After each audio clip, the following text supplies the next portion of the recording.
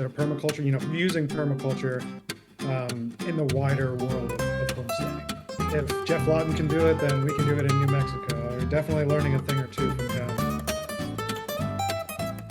Hello, and welcome to the Permaculture Vine podcast, where we talk about permaculture careers, education, and business. I'm your host, Cormac Harkin, and today we have Charles Lawson on the show. Welcome, Charles. Thank you, Cormac. Thanks very much for agreeing to come on.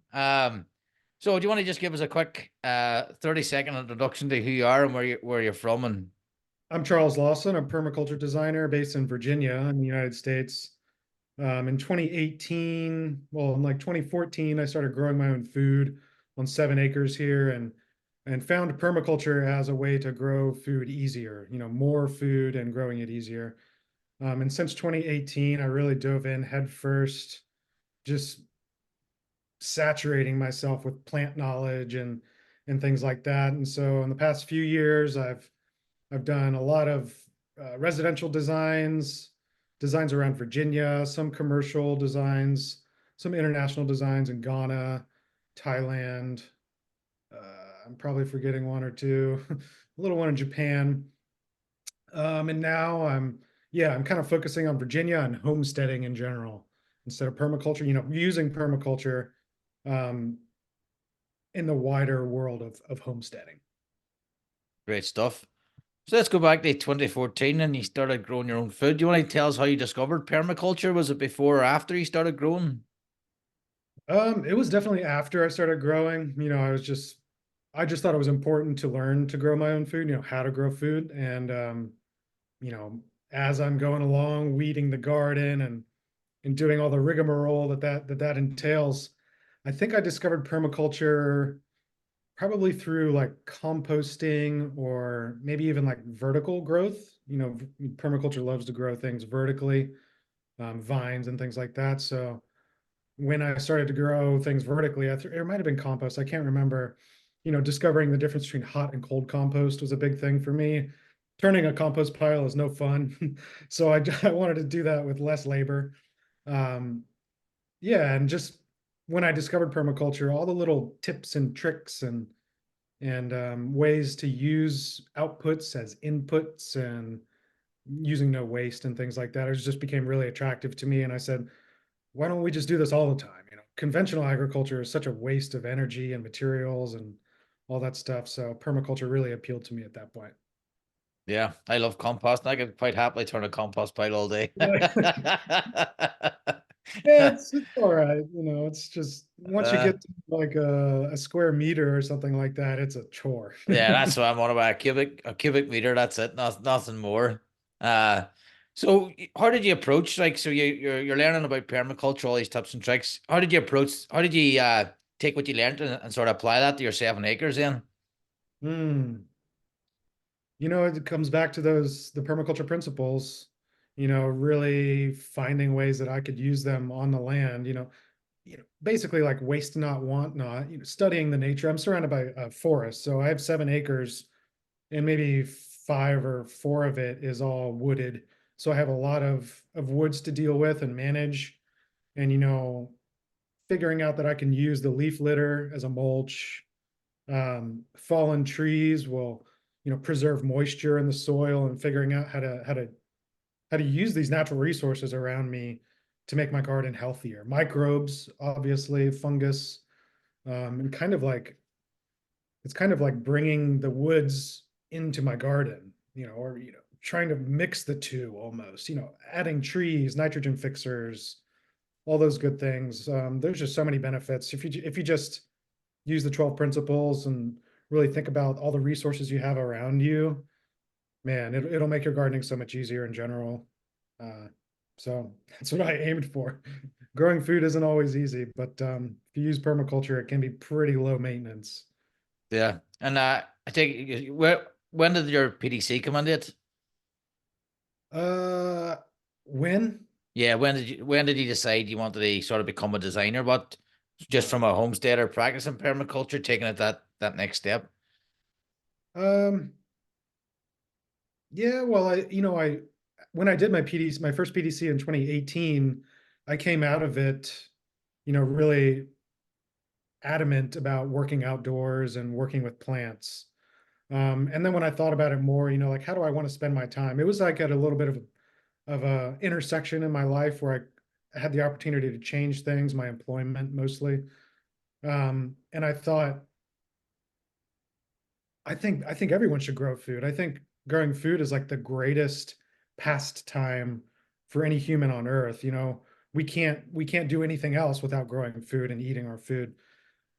So I thought everyone should grow food, and I saw the opportunity that permaculture gave, just as a kind of an up and coming regenerative agriculture movement.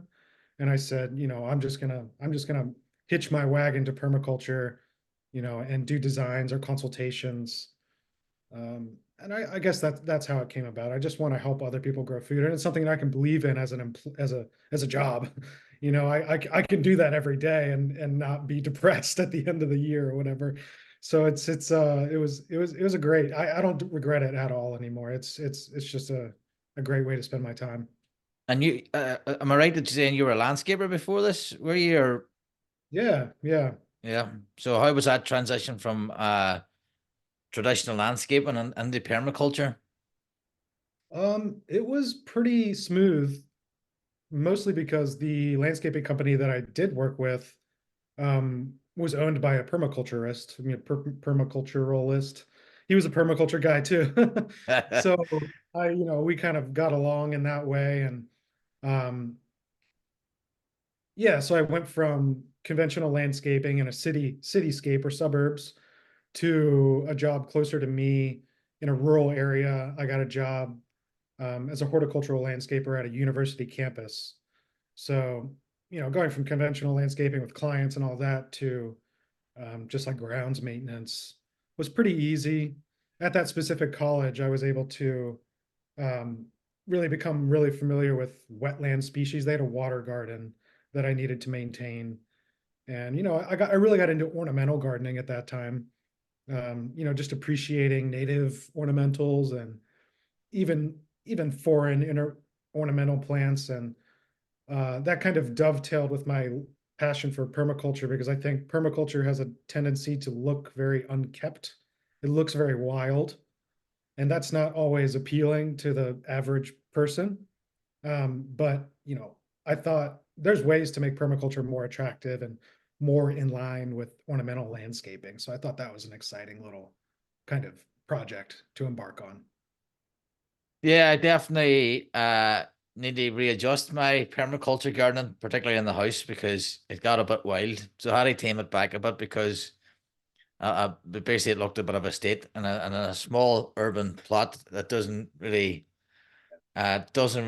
go well. So I'm in the process now of trying to tidy that up and clean it up a wee bit and make it Mhm. appealing. I don't see why it can't be, because it can be.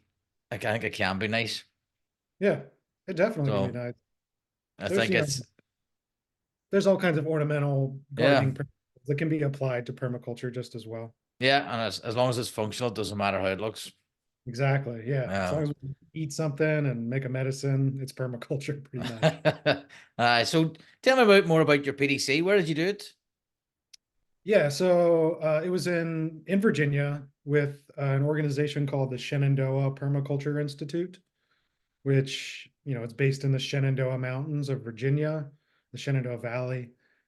And it really concentrates on mid-Atlantic ecosystems, which, once you get to know the plants of the mid-Atlantic ecosystem, it really does spread across almost the entire eastern seaboard from New York to Florida. I mean, not quite Florida, maybe let's say Georgia, zones 8 to 5. A lot of the plants on the East Coast are very similar to each other, which is something really cool thing that I found out quickly. But so yeah, that's what I did in 2018. And then 2022, I did another course with them and became a teaching apprentice, got another certificate and a teaching certificate. And we'll get that in a minute. But so doing the PDC, was it a 2 week in person? Was it stretched out? Was it Um, online? Luckily, it was in person, and it was man, it was from September to December for like 1 or 2 weekends a month. We would meet. Um, and I think it's 72 in-class hours or whatever that is. It was in person, which I really liked. We really got to dig swales and plant trees and all kinds of that cool hands-on stuff. Great stuff. Yeah, I'm trying to just show the different types of PDCs on here. Everybody's got sort of different formats. And then going from the coming into that PDC in the September to coming out in December, was there any major things that sort of mindset changes or design changes you had in your head about your homestead? Hmm. Oh, well, I think one of the things that permaculture courses do, or just permies in general, they want to put swales everywhere. Swales are cool. We want to put swales everywhere. And I have on my 7 acres, I have like an 8% grade of slope. And I toyed around that idea in my head for a while, but I think I came out of it with the conclusion that I don't need a swale. I've mentioned it before.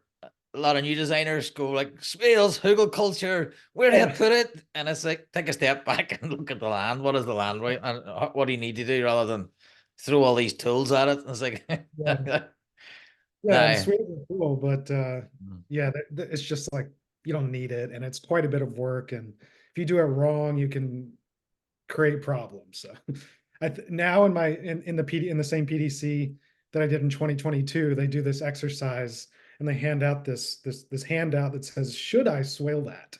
And it's like questions and answer things, and just trying to convince people that you don't need to do swales everywhere. uh, uh, I think was Richard Perkins does keyline Mhm. rather than swales, I think.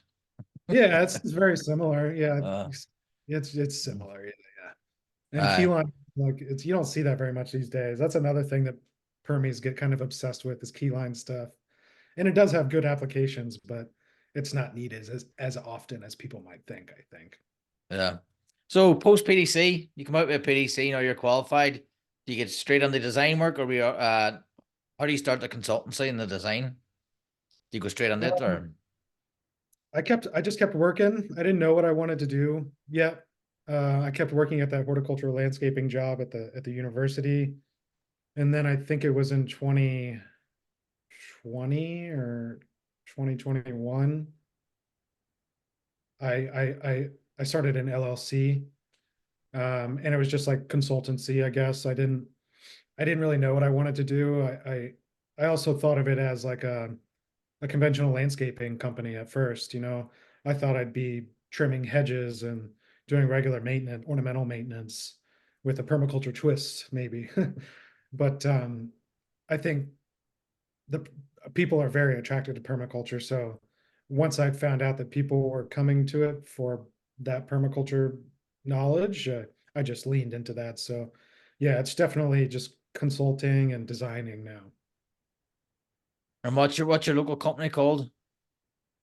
It's called DeWitt Permaculture. It's DEWITT. That's just the town I live in, DeWitt, Virginia. Yeah, Uh, but it also does business as another name online and things. You might find it as Food Forest, Virginia. yeah, that's what I recognize from Instagram. Yeah, it's much catchier. Yeah. And what's the landscape like in Virginia for permaculture work? Is there many people looking for it? Yeah, I've been surprised, really. You think that permaculture is still kind of esoteric, but you know, relatively normal people are stumbling upon it, and especially if you're already kind of outdoorsy and ecologically minded, people find it.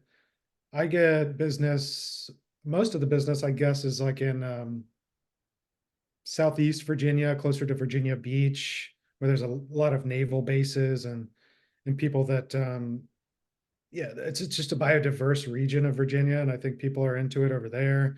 And then Northern Virginia, which is right outside of Washington, D.C. There's a huge suburbs and suburbs and suburbs of people. And there's rural areas of that too. And it seems to be a lot of the people that are interested are kind of in those two areas. Certainly in the mountains, there are people interested in it, but the people who are in the mountains are more likely to already know a thing or two, and they might not need consulting. Yeah. So, what was your biggest challenges becoming a designer? Did you had to learn digital design and things like that? Did you? Was that how did you find that? Yes. Um, yeah, so the digital part, the actual, you know, presenting of design part is a whole other, you know, whole other skill to tackle. Once you go through your PDC, you need to be able to present it well to an audience. And yeah, so I was lucky enough to find that affinity designer program, and through Food Forest Abundance, they used a lot of that. And I think that program is great. It's like Photoshop, but much more inexpensive, less complicated, and it has almost all the same features as Photoshop. So yeah, coming across that and sort of observing what other designers do on their designs. What features do they include? What do their title blocks look like? What information is there? Yeah, just learning what is really effective in landscape design, and other permaculture designers, and just figuring out how to make the software do what you want it to do and make it look how you want it to look like. It just takes a lot of trial and error and kind of figuring out your style and color palette and line weights and all that stuff. It is very boring stuff to talk about it, but Yeah, it's but important. we're here to help future designers. Yeah, yeah. And Uh, it's almost like hard to teach that stuff, really. You just kind of have to watch someone do it, mhm. almost, kind of thing. And just start clicking around on the screen and figuring out what all the tools do. Yeah, you Yeah, so just we you're actually have a course on it, PDCD Pro. Links in the description. Basically teaching that, but it's as you say, you have to spend the time on it. Like, but this is a shortcut to get your title block done. The basic tools, be able to import a drawing from Google Earth and start putting your layers on top of your structures and your thing. That'll get you a really good professional design. But then, as you Mhm. say, your own style has to come in at the end, and you'll probably scrap the title block after a couple of times. No, teach you how to build a heather rows with all your sectors. Again, you'll find your own style, and that just takes time and iteration. Yeah, yeah, it really does. It does. So we're just trying to get people started, and then building a website as well, getting your online portfolio, and then using Gilda, Mike Jones's database, to build guilds. I see you have a few. You posted a few guild posts on your land. Mhm. I've seen a few posts. Do you want to tell us about them? Yeah, Gilda is great, by the way. Everyone should try to get some Gilda. Mike Jones did some heavenly work with that. He's praise him for doing that. It's great. But yeah, so our guilds are always growing. Our oldest guild that I started with is a peach, a gumi bush, and a hybrid persimmon, American Asian hybrid persimmon. And then the herbaceous plants below it. I think there's like 20 different ones. There's violets in there. There's some ornamentals like penstemon, easy ornamentals.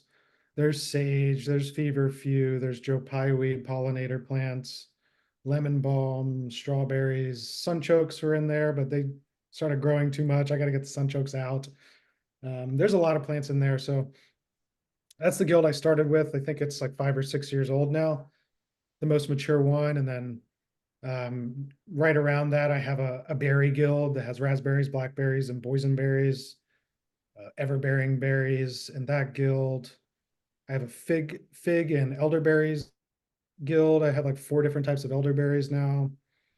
And then in the backyard, I've got a cherry, plum, apple, and apricot guild. Next to that is a elderberry, pawpaw, gumi, peach guild. And then near that is a serviceberry, cherry, apple guild, um, and then some other trees kind of just scattered around that aren't even guilds. But so I've got like 5 or 6 kind of really established guilds with um, the herbaceous stuff is always kind of changing. There's perennials in there, and they're usually the perennials that are common to all of them are feverfew, rosemary, sage, comfreys. I try to keep in pest deterrents like the rosemary and the sage. Not only do they grow easily here, but they're culinary and they do that pest deterrent job because they're very aromatic. Yeah, great. Sage does very well here too. I just dismantled the whole big bush out the back. I had to Uh, move it. So I think of about 50 new sage plants that are going to go everywhere. yeah, we love sage. We use it all the time, and Mhm. it looks nice too. It does have a good ornamental element to it. Yeah, that's what I like about the sage, the oregano, all them kind of herbs, the rosemary. They all look nice. So nice purple, blue flowers, white flowers. Mhm. Oh yeah, pollinators love them too, for sure. Yeah. Uh, uh, right. So you did a teaching qualification. Do you want to tell us what inspired that? Sure. It was really like once I had already decided that permaculture was going to be a job or career. Um, and I don't have any plans to teach a PDC, but I just wanted to do it. I wanted to be prepared for that. And I think it comes across easily to me just because I can talk about permaculture and plants really like forever.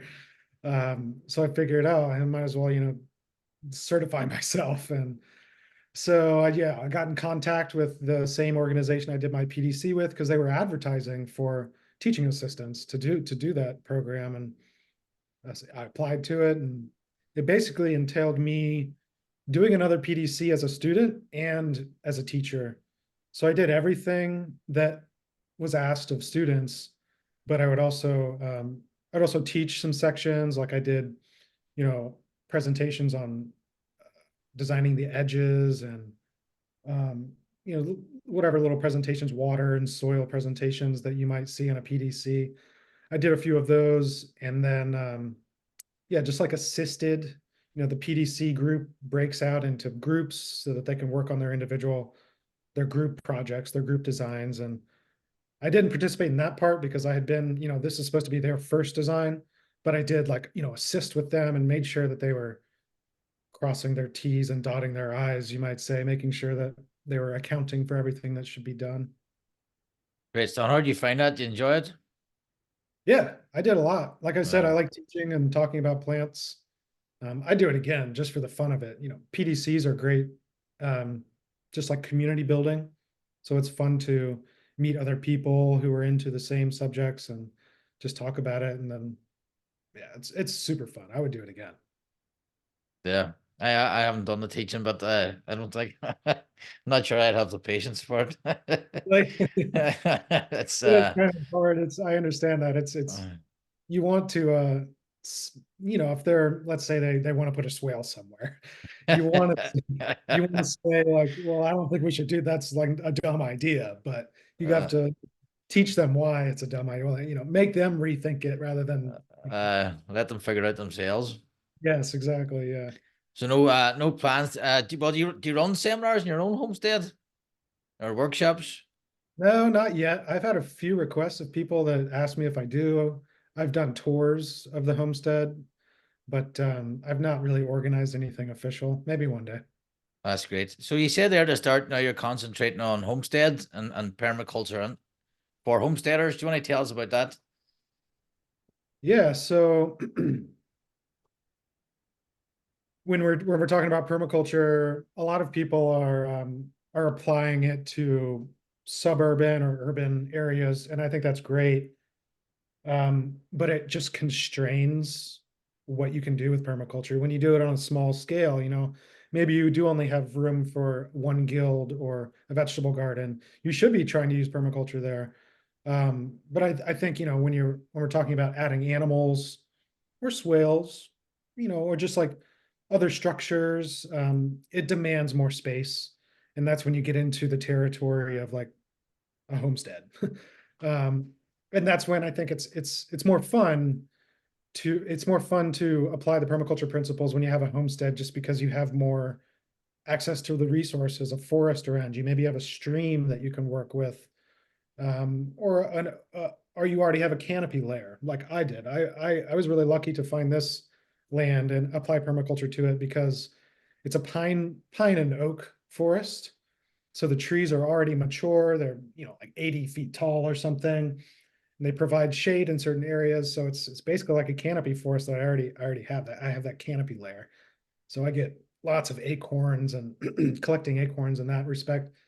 I've got a couple dozen chickens that I let free range on that territory, and I'm doing no mow. That's another thing that kind of is fun to do with homesteads. You can do that in a suburban area for sure, but yeah, I just think the biodiversity grows when you're doing a homestead scale. The options of animal integration and things like that grow on a homestead scale. And it kind of gets more to the heart of the matter that I like to think about, which is like food security. Um, God forbid if S hit the fan one day, and the power grid goes out, or the infrastructure of food transportation goes out for some reason. We should be figuring out how to grow food where we are. And so you can really accomplish that on a real scale, a real authentic food security scale on a homestead. So that's what I like to think about these days. Yeah, there's nothing wrong with but a preparedness. Yeah, no, Yeah. that's why I moved out of the city and started growing food. Is I don't know what's going to happen in the world, but if something happens, I at least want to grow food and learn how to grow food, harvest water, stuff like that. Yeah. I think we have a round table coming up about preparedness and permaculture, about how it can be applied. Yeah, Uh so maybe you could join us in that. yeah, I'd be glad Uh to. so it's often a bit of a, what do you call it? The thoughtness of a prepper. Like it's basically hiding at the bunker with a gun. Mhm. While your stocks, but I think permaculture and preparedness work quite well together. And it's, if if you don't know, well, it's like a thing, it's an essential part of preparedness, I think. Yeah, food, water, and shelter Yeah. for sure. And then yeah, there's a lot of prepping. If you look online at the groups of preppers or whatever, a lot of those people are gun people. And I guess there is a good point to be made there, especially if you're close to a city and people are starving. You do have to defend yourself, I think, at some point, but they concentrate on that too much. The same people who are showing off their gun collection maybe don't even know how to grow a potato or something like that. And so, yeah, that's a very essential part of the prepping formula. Grow food. Yeah. Uh, so what are you at now then? You have your homestead, you have your local work. Mhm. Um, did I just see there your head of design somewhere? Yeah. So that's a new development since 2024, I guess. Um, I'm director of design at a company called Modern Homestead, and that's like a nationwide company that's, yeah, specializing in food, water, and shelter. And kind of figuring out how to modernize some of the elements of homesteading. The way our grandparents or great grandparents did homesteading is completely different. We have different tools available to us now, technologies available to us now, that can just make that whole process easier. So not only are we trying to help people grow food, um, but using sustainable materials, building structures that are made from sustainable materials, better insulation, better flame retardants, but keeping it natural the whole time. That's like that's a whole thing. But yeah, we're trying to secure those food, water, and shelter for people in different ways. That's great. And where are they based? Modern Homesteading. Is that the TV show? Yeah, it's a Yeah. TV show. It's on Carbon TV. It's also on Amazon now. Yeah, they're in different talks to get it published in different areas. We're on season 2 now. It's kind of based in Tennessee. That's where the show's based from, and that's where they're doing like that's where we're building out like a demo site for all of the products and capabilities that we have. We're gonna kind of put it all into a demonstrable form in Tennessee. But yeah, we have projects all over the place. We just started a big project in New Mexico, which is Yeah, that one's going to be a doozy. So that's 640 acres Wow. in, in New Mexico on a mesa. So it's 7,300 feet up in elevation as well. So it's challenging conditions, but it's like exactly the thing that permaculture does. You know, like Jeff Lawton's greening the desert. If Jeff Lawton can do it, then we can do it in New Mexico. We're definitely learning a thing or two from him. But it's mainly based out of Tennessee, to answer your question. Yeah, great stuff. So you went from self-employed landscaper to director of design. Yeah. So you must have had a wild journey there. So for people who are just finished their PDC, or people who are landscapers thinking of going into design, what advice would you have for them to pursue a career in permaculture? And would you encourage them, or would you say get a normal job? Well, it's not a normal job. That is a Uh, good way to put it. It's not a normal job, and you're starting a business, right? So there's a whole business part of it that you have to do to make yourself successful. It's not just doing designs. That's the part that I really struggle with. I hate business. I hate doing paperwork and that aspect of it, but it's something that I've regrettably had to learn how to do. Um, but I would encourage people to do it, especially if you think it's, if you love plants and being outside. Like I said, more people need to learn how to grow food, and I don't think there's any shortage. I should say there's not too many people teaching how to grow food. There's not enough people teaching how to grow food. So yeah, if you can teach people in your neighborhood, you could do very well. You know, if you have a good rapport with people in your neighborhood, starting a front yard vegetable garden somewhere and teaching other people in the neighborhood how to do that, you could make a good living off if the neighborhood is big enough.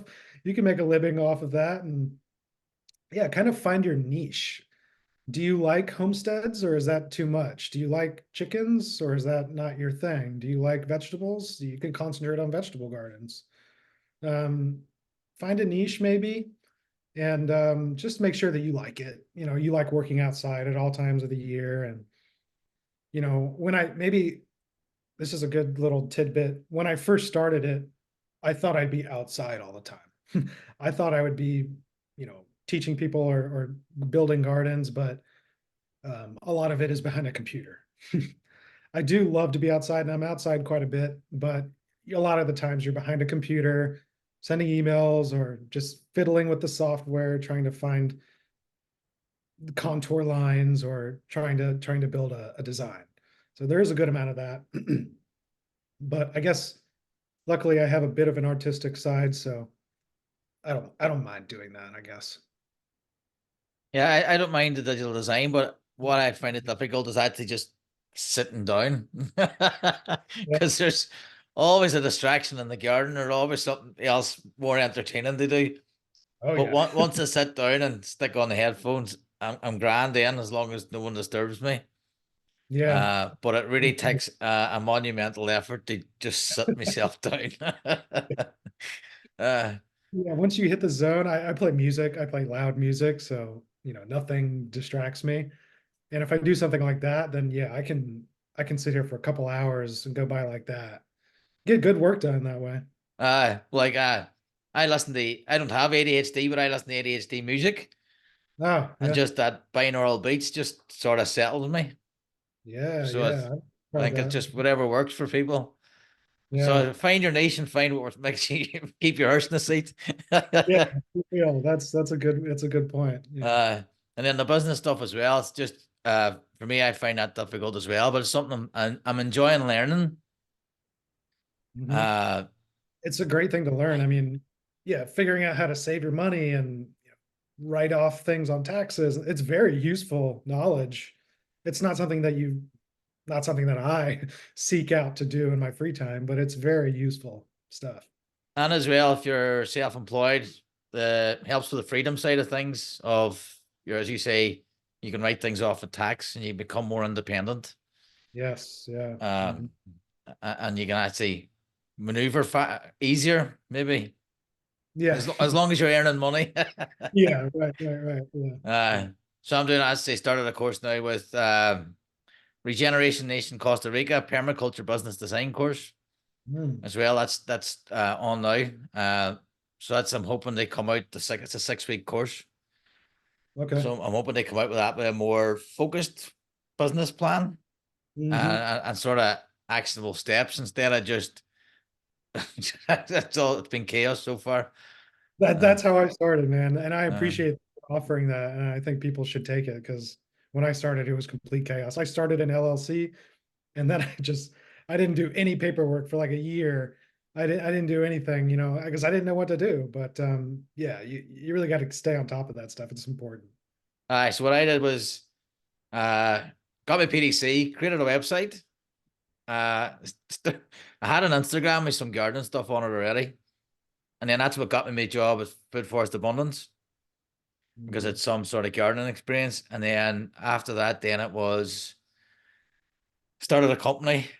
And then what I did, in fair, I kept good records of what came in and what came out. So when I had that panic 2 days before my tax returns were due, at least I was able to just go through it all.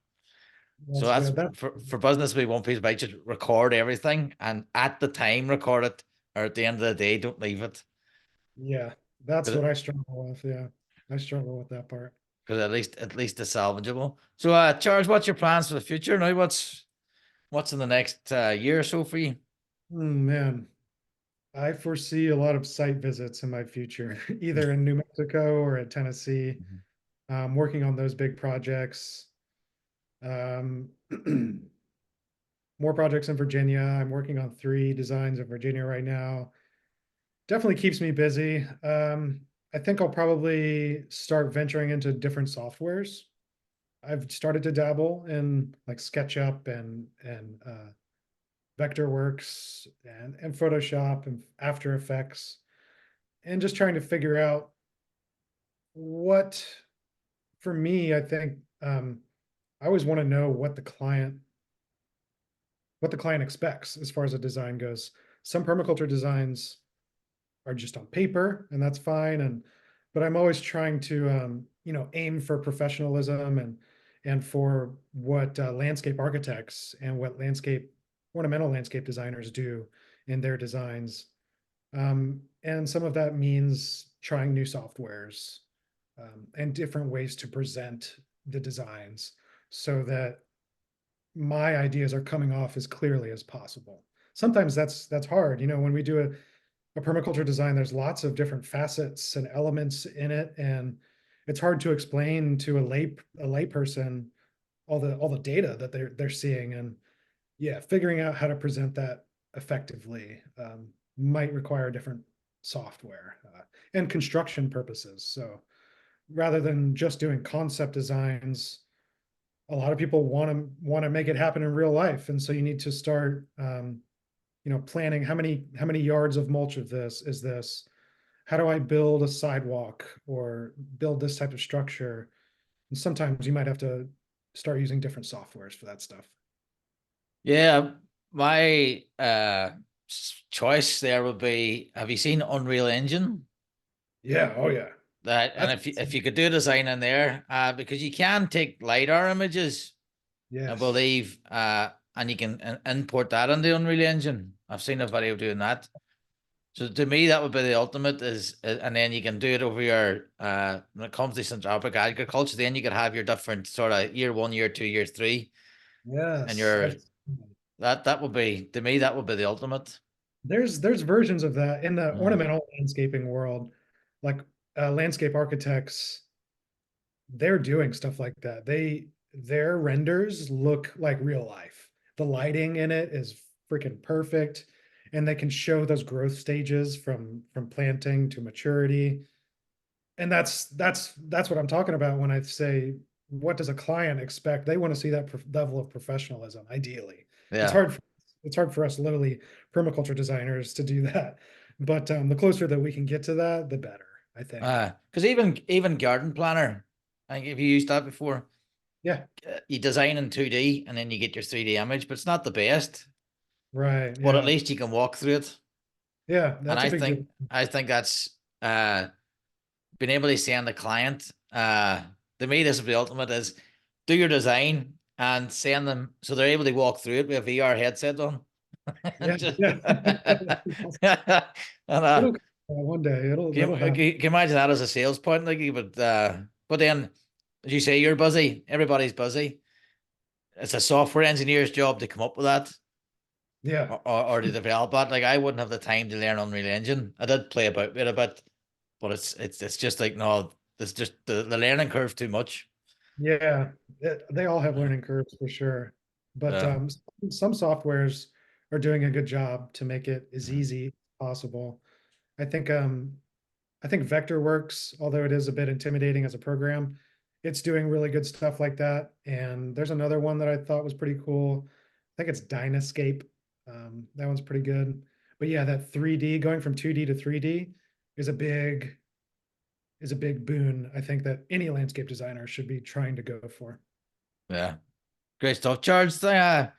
Any parting thoughts before we wrap this up? Oh man, I always say uh, start developing a relationship with the plants around you. You know, I think I've gotten so much joy from just using a plant ID app. I use iNaturalist, by the way. Using plant IDs to identify all the plants around me, figure out what's forageable, edible, medicinal. You start learning about pollinators, like, we have spice bush out in our woods here. It's a native edible and medicinal, and there are certain butterflies that only use that plant as a host plant. And so you learn about your native plants, you learn about pollinators. Plants are soil indicators, so you'll learn about your soil. Just develop the relationship with plants around you. No matter what you do, you're going to come out satisfied after that. Yeah, good advice. Hello. Aye. It's definitely so that's something you can do just gradually, as well for this. I just keep doing it constantly. Yeah, that's a great way to start. Yeah. And, figuring out plant shapes and leaf shapes, and, botanists will, all the way from beginners to experts will find joy in stuff like that, I think. Yeah. And don't my advice would be don't worry about the Latin names. I don't know, man. Some of these common names are crazy. The common names are all over the place sometimes. I'm gonna get crucified for that. They'll take my PDC back. They will. I'll vouch for you, okay? Cheers, Charles. That's been great. Thanks very much. And guys, that's been the Permaculture Vine podcast.